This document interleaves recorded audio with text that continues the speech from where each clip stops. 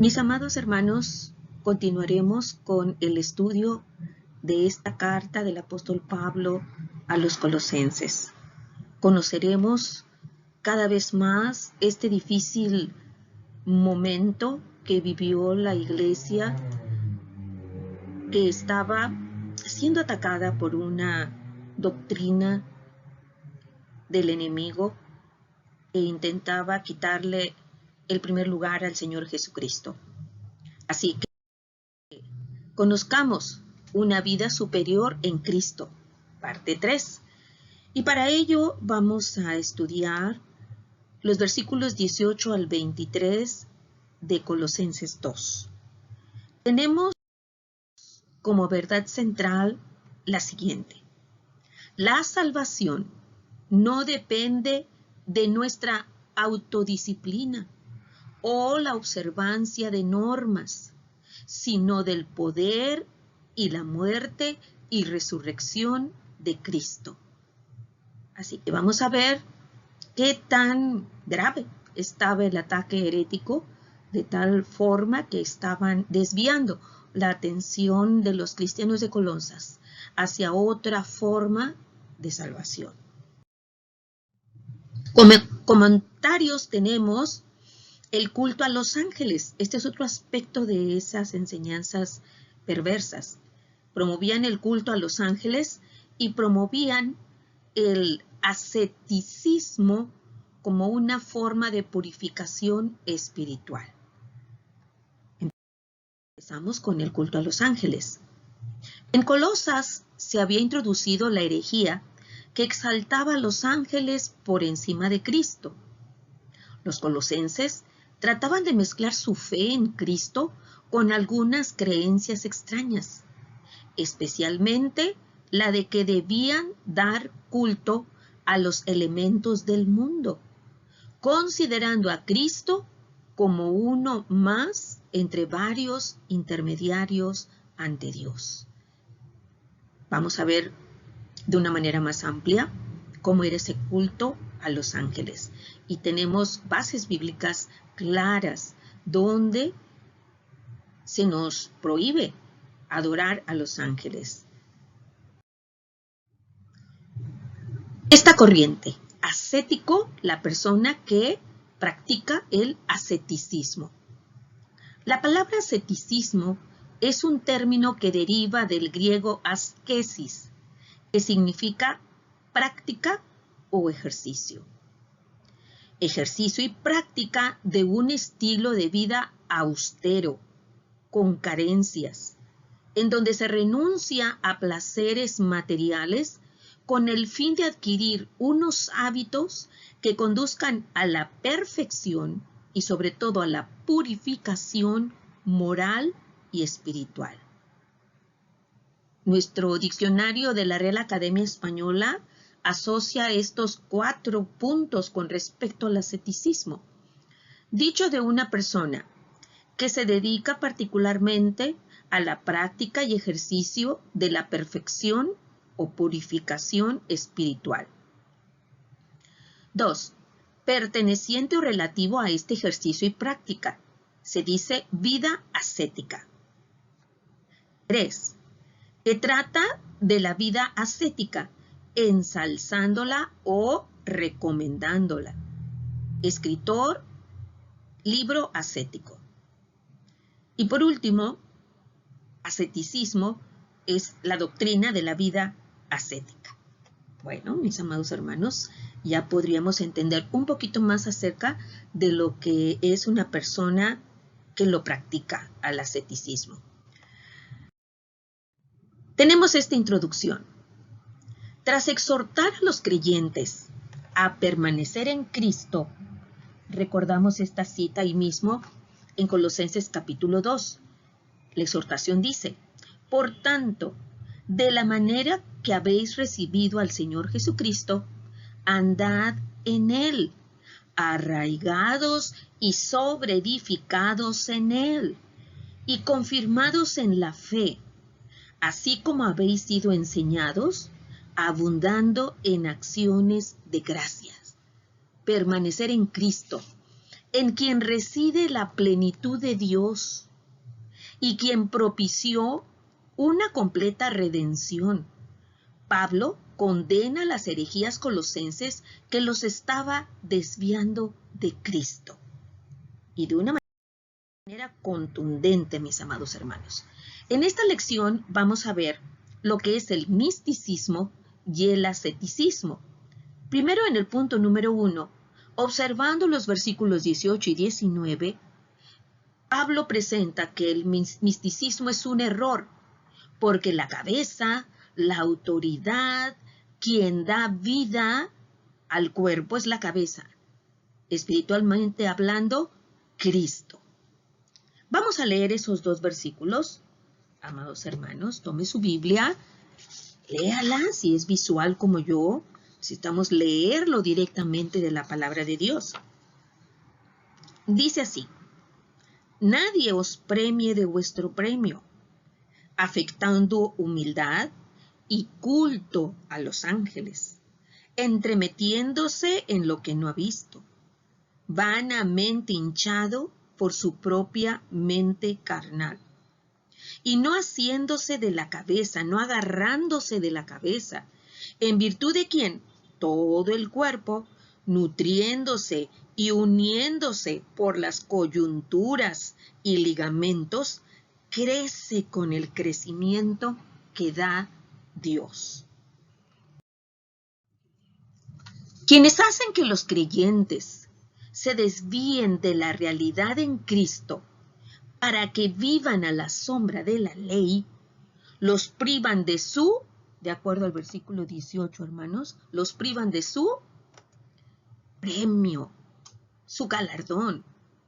Esto es, les roban a los creyentes sus recompensas espirituales. Así como un juez, en una competencia, descalifica a quienes siguen la ruta equivocada en una carrera, así los creyentes que se desvían de seguir fielmente a Cristo son despojados de las recompensas que recibirán en Él. Y aquí lo leemos, mis amados hermanos. 1 Corintios 3, 10 al 15 habla sobre estos galardones. Dice: conforme a la gracia de Dios que me ha sido dada, yo, como perito arquitecto, puse el fundamento, y otro edifica encima. Pero cada uno mire cómo sobreedifica, porque nadie puede poner otro fundamento que el que está puesto, el cual es Jesucristo. Y si sobre este fundamento alguno edificare oro, plata, piedras preciosas, madera, heno, hojarasca, la obra de cada uno se hará manifiesta, porque el día la declarará, pues por el fuego será revelada. Y la obra de cada uno cual sea, el fuego la probará. Si permaneciere la obra de alguno que sobreedificó, recibirá recompensa. Si la obra de alguno se quemare, él sufrirá pérdida, si bien él mismo será salvo, aunque así como por fuego.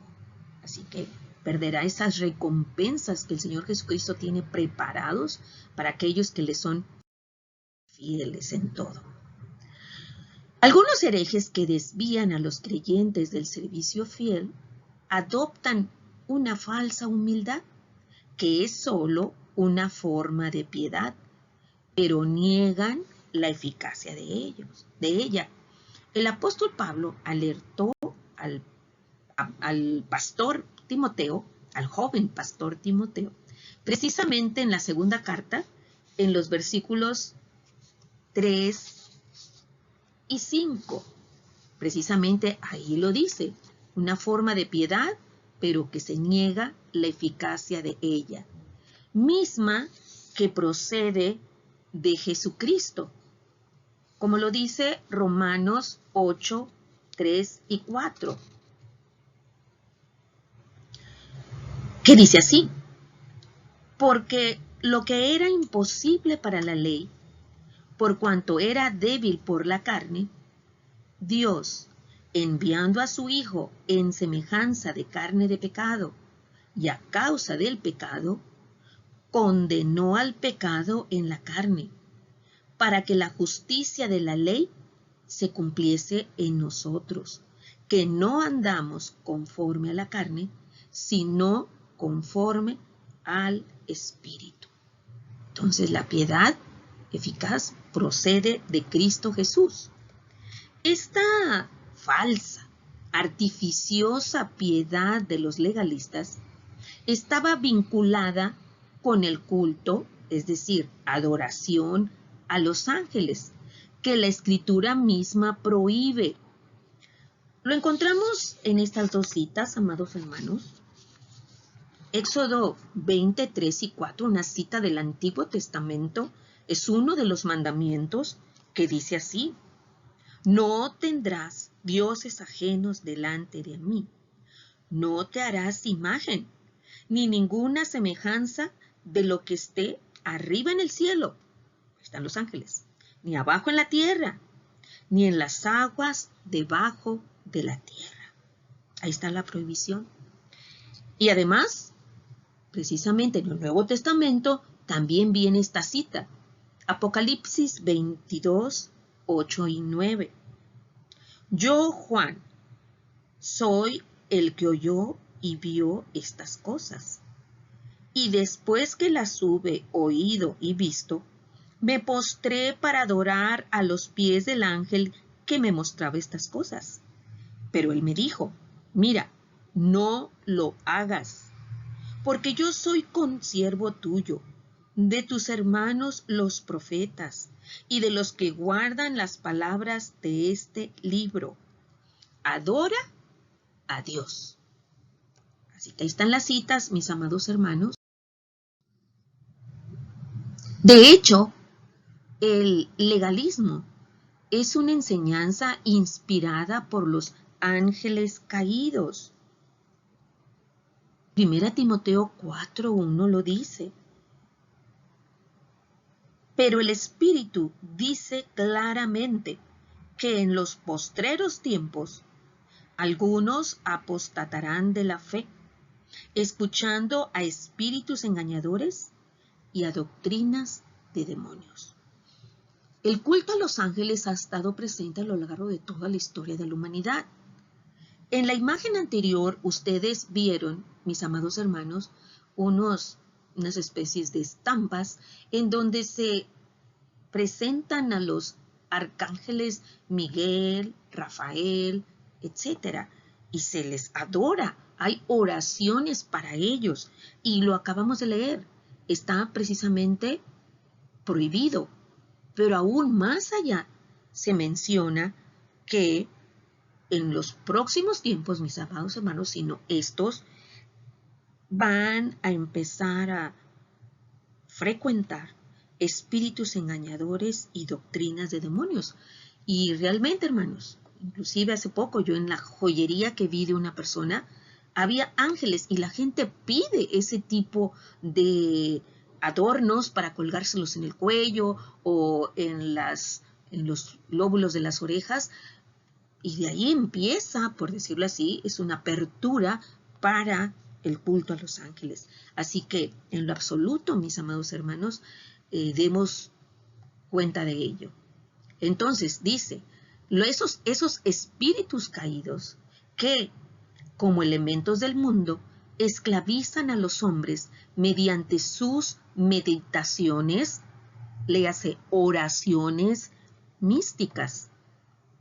Estos místicos legalistas hablan mucho de lo que habían visto. Lo habían visto en visiones, amados hermanos. Y esas visiones de ángeles, lo triste es que una persona cuando ve un ángel cree que es un ángel bueno. Y créame, amado hermano, que, como lo dice aquí en la palabra, espíritus engañadores se van a hacer presentes, ¿sí? Y entonces la gente los va a creer, ¿verdad? Entonces, no todo ángel, cuéntelo, que se aparece, cree usted que es bueno. Dice, lo que Pablo describe en estos términos como pensamientos humanos, porque en esta frase de pensamientos humanos, precisamente es cuando utiliza la palabra o término griego eike, que significa vano, vacío, sin provecho alguno, término que el apóstol Pablo usó también en Gálatas 3:4. Les alertó y les dijo a los de Galacia: tantas cosas habéis padecido en vano, ahí está vano, vacío, si es que realmente fue en vano. Y a propósito de este estudio, amados hermanos, llama mucho la atención que podemos nosotros encontrar cierto parecido, cierto paralelismo entre la carta del apóstol Pablo a los Colosenses y a los Gálatas, pero en un tono muy diferente. A los Gálatas, el apóstol Pablo los regaña y fuerte, porque tal parece que ellos habían caído más, si se puede decir, más en obediencia a estas corrientes legalistas y judaizantes. Y a los de Colosas apenas estaba iniciando la amenaza. Por eso es que el pastor Epafras fue a buscar a Pablo para que le diera palabra de exhortación para la iglesia de Colosas, ¿verdad? Entonces, volviendo al punto, amados hermanos, por eso van a escuchar que en esta lección va a haber varios versículos de la carta del apóstol Pablo a los Gálatas, ¿sí? Esta frase en donde dice que entremetiéndose en lo que no ha visto, en nuestra Reina Valera 60, en otras versiones dice precisamente que lo vieron en visión de espíritus engañadores. Entonces, esta mente, esta forma de pensar, lejos de ser humilde, la mente carnal de tal persona está envanecida por el orgullo de haber visto ángeles. Y es toda una doctrina con la cual ni siquiera la vamos a tocar aquí, amados hermanos, porque de este tipo de información ni siquiera tocarla, para que así no nos sintamos atraídos, pero de colores, de nombres, de oraciones, de muchos otros ritos están frecuentando, tomando como tema a los ángeles. A pesar, esta persona con esa mente carnal, a pesar de que cree que su misticismo lo pone en contacto con alguna realidad superior, el legalista místico en realidad ha dejado de asirse de la cabeza, que es Cristo.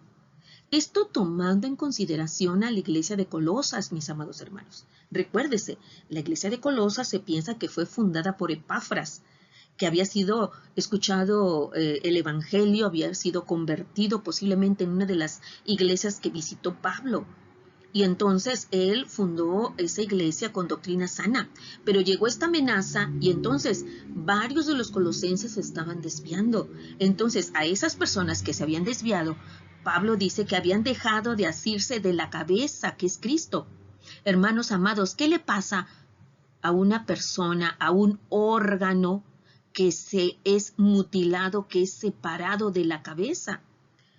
Entonces definitivamente dice, muere, ¿verdad? La cabeza es lo único que puede suministrar la vida al cuerpo y el que lo hace crecer con el crecimiento que da, como dice aquí, con el crecimiento que da al final del versículo 19, Dios.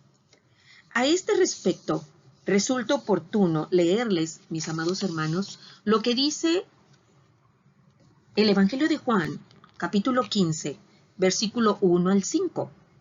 Dice así: yo soy la vid verdadera y mi Padre es el labrador.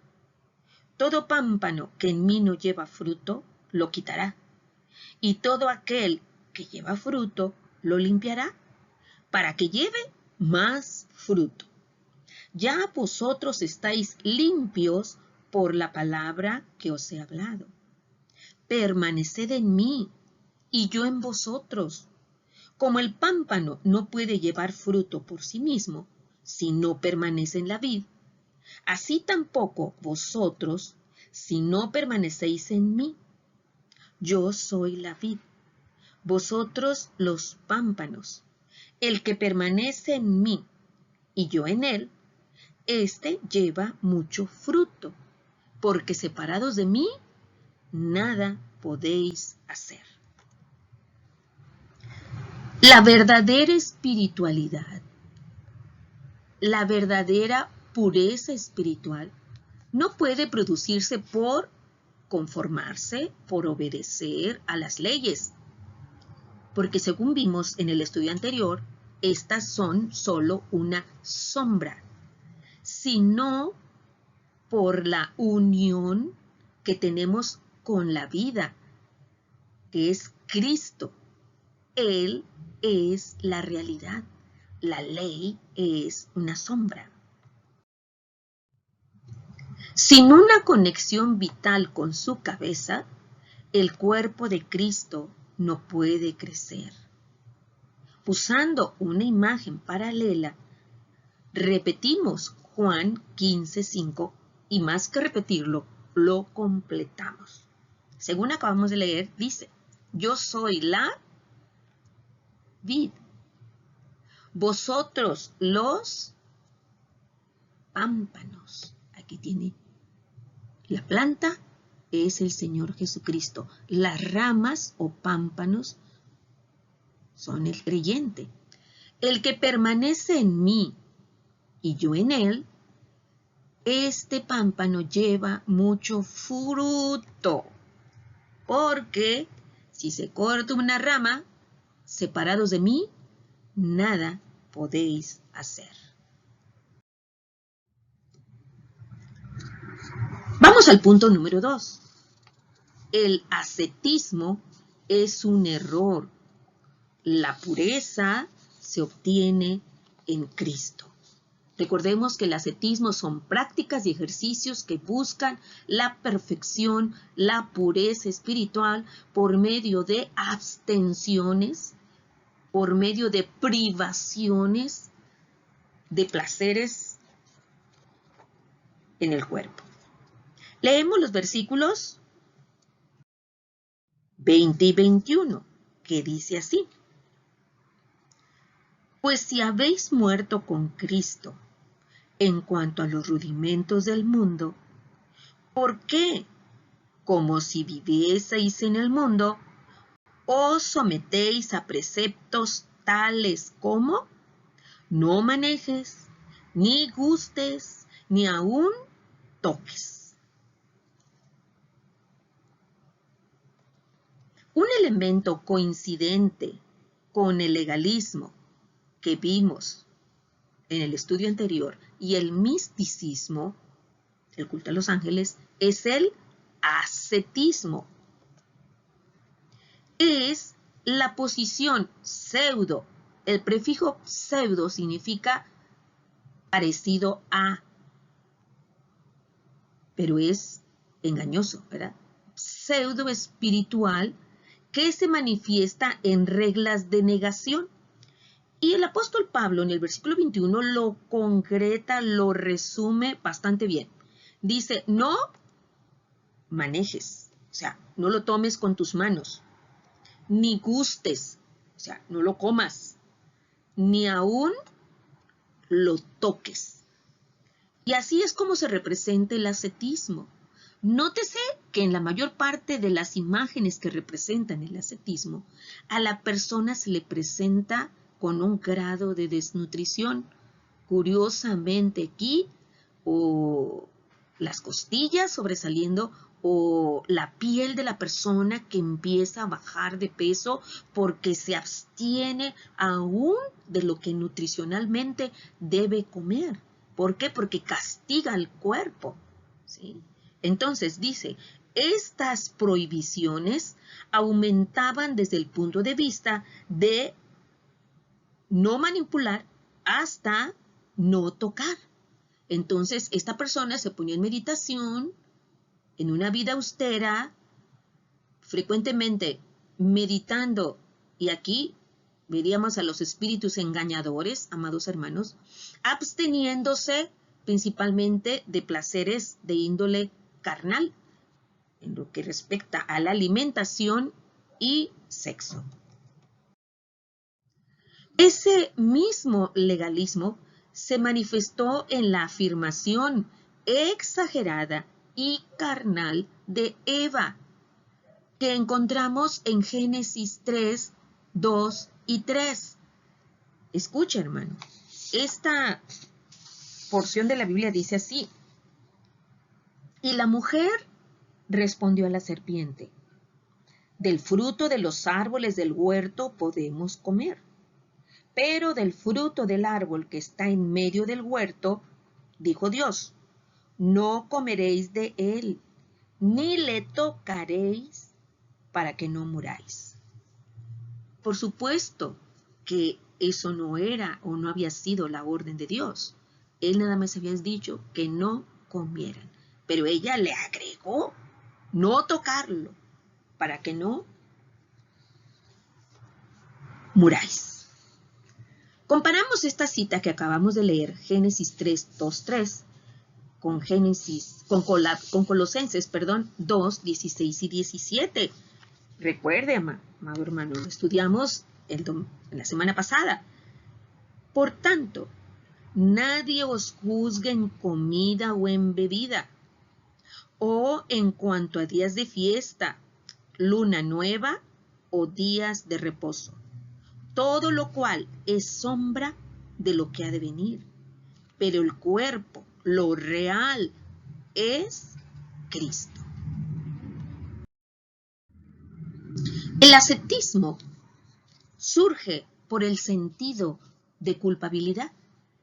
Sin embargo, a este respecto, amados hermanos, me llama mucho la atención encontrar en la mayor parte de las representaciones que hacen de la vida ascética en los monasterios, las personas que ahí se recluyen, inclusive mortifican el cuerpo y agarran azotes y látigos y empiezan ellos mismos a autoflagelarse. Sobre todo después de que confiesan sus pecados y como sienten que no han sido perdonados, empiezan a mortificar el cuerpo. Entonces, todo viene de un sentido de culpabilidad, de un pecado que no ha sido perdonado. Pero nosotros, mire, amados hermanos, sin embargo, por su muerte, Cristo quitó toda culpabilidad del hombre que lo acepta como Salvador. Véase Colosenses 2, 13 y 14. Dice, y a vosotros, estando muertos en pecado y en la incircuncisión de vuestra carne, os dio vida juntamente con él, perdonándoos todos los pecados, anulando el acta de los decretos que había contra nosotros, que nos era contraria, quitándola de en medio y clavándola en la cruz. Nosotros ya no tenemos esa carga de pecado. Y aún como dice la carta primera del apóstol Juan, si llegamos a pecar, abogado tenemos para con el Padre, que es Jesucristo mismo. Entonces, puesto que los creyentes han muerto con Cristo en la cruz, en cuanto a los rudimentos del mundo, y ahí el apóstol Pablo menciona este término en griego, stoigea, ya no están obligados a obedecerle, porque ya no tienen autoridad ni dominio sobre el creyente. Ya no está sujeto a los impulsos carnales. El poder, energía, ¿recuerdan ustedes? El creyente está en Cristo, es sepultado con Cristo y es sentado en los lugares celestiales. Entonces no necesita mortificar la carne, el creyente, pero solo los que siguen viviendo en relación con el pecado, es decir, practicando el pecado, están obligados a obedecerlo como su Señor. Romanos 6, 2 al 7 dice: en ninguna manera, porque los que hemos muerto al pecado, ¿cómo viviremos aún en él? ¿O no sabéis que todos los que hemos sido bautizados en Cristo Jesús, hemos sido bautizados en su muerte? Porque somos sepultados juntamente con él para muerte por el bautismo, a fin de que, como Cristo resucitó de los muertos por la gloria del Padre, así también nosotros andemos en vida nueva. Porque si fuimos plantados juntamente con él en la semejanza de su muerte, así también lo seremos en la de su resurrección. Sabiendo esto, que nuestro viejo hombre fue crucificado juntamente con él, para que el cuerpo del pecado sea destruido, a fin de que no sirvamos más al pecado. Porque el que ha muerto ha sido justificado del pecado. Pablo utiliza la misma palabra en Gálatas 4:9. El versículo dice así: mas ahora, conociendo a Dios, o más bien, siendo conocidos por Dios, ¿cómo es que os volvéis de nuevo a los débiles y pobres rudimentos a los cuales os queréis volver a esclavizar? Entonces, no necesitamos estar sujetos a una vida ascética ni mortificar el cuerpo. Hemos muerto al pecado. Dice que junto al uso que se hace de ella en Colosenses 2, ese término, le da un significado más amplio a los rudimentos, los débiles y pobres rudimentos. El apóstol enseña que espíritus demoníacos se mezclan fácilmente con los rituales y filosofías de las religiones y costumbres humanas. ¿Sí? De ahí que los rudimentos del mundo puedan identificarse con los espíritus del mal que usan los rituales de la ley. Gálatas 4:10 dice: guardáis los días, los meses, los tiempos y los años. Se usan para esclavizar y condenar. Entonces estamos libres, amados hermanos, de el ayo, que es la ley. La mundanalidad consiste en seguir viviendo las reglas del mundo, incluyendo aquellas que tienen apariencia de humildad y un pretendido origen angelical. La espiritualidad, ¿qué es? Es vivir por el poder del Espíritu en unión con Cristo, por quien el creyente ha muerto al pecado y ha resucitado para ser parte del cuerpo de Cristo. Romanos 6:6 lo completamos, amados hermanos, dice: sabiendo esto, que nuestro viejo hombre fue, como lo vemos ahí en la imagen, crucificado juntamente con él, para que el cuerpo del pecado sea destruido, a fin de que no sirvamos más al pecado. Para terminar nuestro estudio, leemos los versículos 22 y 23 que dice: en conformidad a mandamientos y doctrinas de hombres. Es el versículo anterior, cuando dice: no manejes, ni gustes, ni aun toques, en conformidad a mandamientos y doctrinas de hombres, cosas que todas se destruyen con el uso. Tales cosas tienen a la verdad cierta reputación de sabiduría en culto voluntario, en humildad y en duro trato del cuerpo, pero no tienen valor alguno contra los apetitos de la carne. El ascetismo es un sistema de reglas de hechura humana, frecuentemente estipulaciones de la ley de Dios dada a Moisés, pero vean, hermanos, sacadas de contexto. ¿Se acuerda usted de aquella frase? Un texto sacado del contexto se hace un buen pretexto, ¿verdad?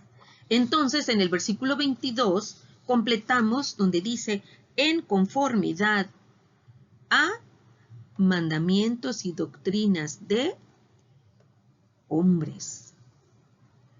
El ejemplo persistente del legalismo en el Nuevo Testamento es el mandato del veterotestamentario, eso quiere decir del Antiguo Testamento, Antiguo Testamento, de la circuncisión, el cual Dios ciertamente había ordenado a los israelitas como señal de fe. Eso lo encontramos en Romanos 4:11, que dice así: y recibió la circuncisión como señal, como sello de la justicia de la fe que tuvo estando aún incircunciso. Aquí habla de Abraham, para que fuese padre de todos los creyentes no circuncidados, a fin de que también a ellos la fe les sea contada por justicia. Entonces fue para los israelitas, los circuncidados, pero dice aquí este precioso versículo de Romanos 4:11, que le fue dada, otorgada la fe como sello de justicia, estando aún incircunciso. Pero que los legalistas a la circuncisión querían convertir en condición para la gracia. Eso le había pasado a los Gálatas. En el 2:21 leemos: no desecho la gracia de Dios, pues si por la ley fuese la justicia, entonces por demás está de más la muerte de Cristo. Vivir bajo esos reglamentos o religión de hechura propia tiene cierta reputación de, según el versículo 23, sabiduría, pero no tiene en lo absoluto valor alguno contra los apetitos de la carne. Eso es lo que en esencia el apóstol Pablo les escribe a los hermanos de Colosas. El controlar la carne se nos es permitido por el poder del Espíritu Santo, que nos permite decidir con sabiduría, desobedecer a la carne, aplastar a la carne y obedecer al Espíritu Santo. La aplicación de nuestro estudio, mis amados hermanos, entonces es: no podemos acercarnos a Dios por seguir normas y rituales o por practicar una religión. Pablo no dice que todas las normas son malas, pero no obtendremos la salvación por guardar leyes o normas. Guardar leyes o normas son el producto de ser ya salvos. Las buenas nuevas dicen, las buenas nuevas de salvación dicen que Dios buscó al hombre y nosotros respondemos, caminamos y aceptando el pago que hizo el Señor Jesucristo. Las religiones hechas por el hombre enfatizan el esfuerzo humano, pero el Evangelio destaca la obra preciosa de Cristo pagando en la cruz para poder sortear ese abismo, esa separación que teníamos de Dios. Así pues, mis amados hermanos, aprendamos, en los últimos tiempos serán tiempos peligrosos, vendrán doctrinas heréticas. Conozcamos la palabra para poder estar en la posición de poder discernir aquello que es verdadero, divino, de lo que es falso, maligno. Dios les bendiga.